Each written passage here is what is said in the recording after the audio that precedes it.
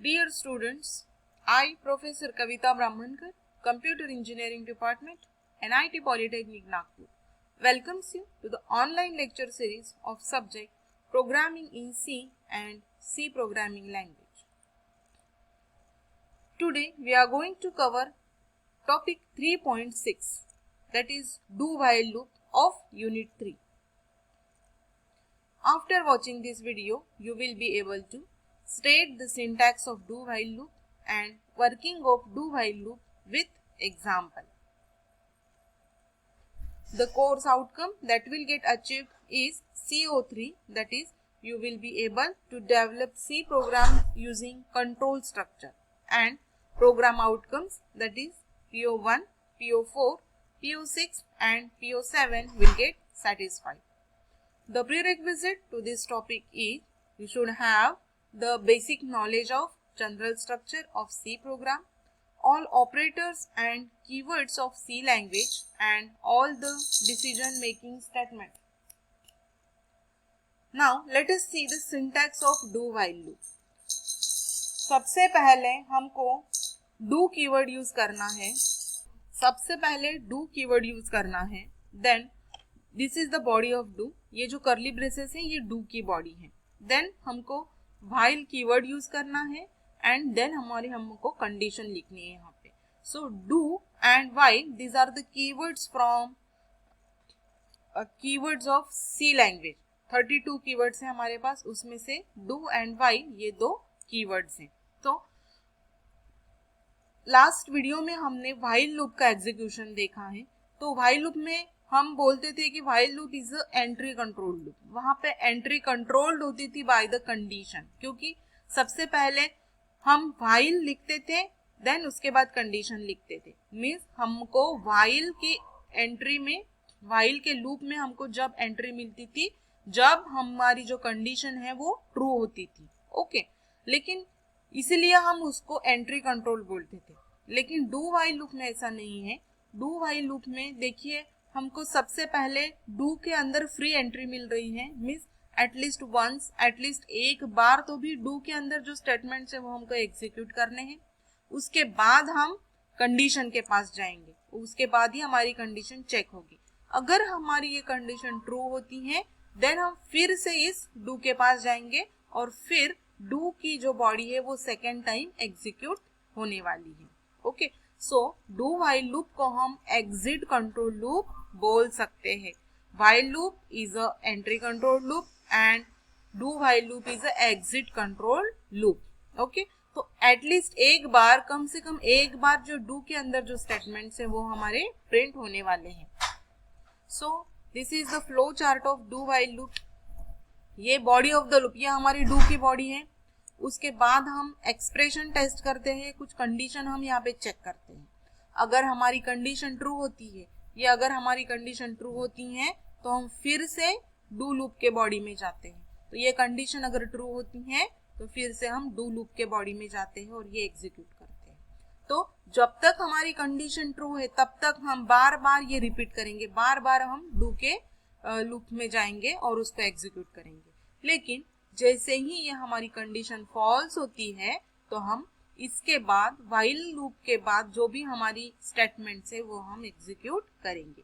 इसलिए जब भी ये कंडीशन फॉल्स होती है statement just below loop are executed. So this is the flow chart of do while loop.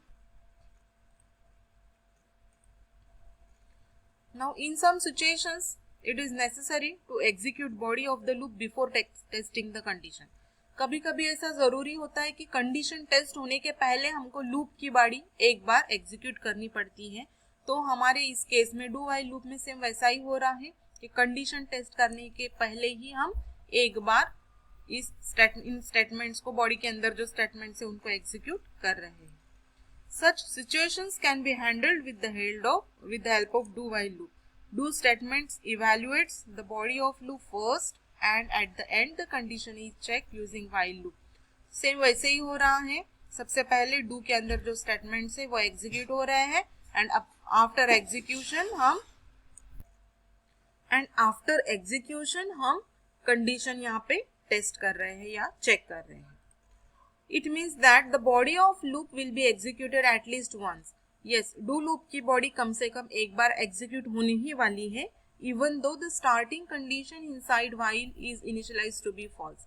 अगर हमारी जो starting condition है ये अगर पहली बार ही false हो जाती है तो भी हमको इसके ऊपर ये जो do का loop दिख रहा है, do के अंदर जो statements है वो at least एक बार execute करने ही है. So this is the difference between do and do while do. एक एग्जाम्पल देखेंगे, program to print first 10 multiples of 5. इसका मतलब हमको 5 के मल्टीपल्स लिखने हैं 10 तक. ओके, मीन्स समझो कि हमको 5 का टेबल प्रिंट करना है. सो ये हमारे प्री प्रोसेसर डायरेक्टिव्स है जिसमें stdio.h फाइल हमने इंक्लूड किया है हमारे प्रोग्राम में. इस हेडर फाइल में हमारे printf और scanf फंक्शन का डेफिनेशन दिया हुआ है, इसलिए हम उनको हमारे प्रोग्राम में यूज कर सकते हैं. This is the main function. Main function को हमने वॉइड डेटा टाइप लिखा है. इसका मतलब हमारा मेन फंक्शन ऑपरेटिंग सिस्टम को कुछ भी वैल्यू रिटर्न नहीं करेगा.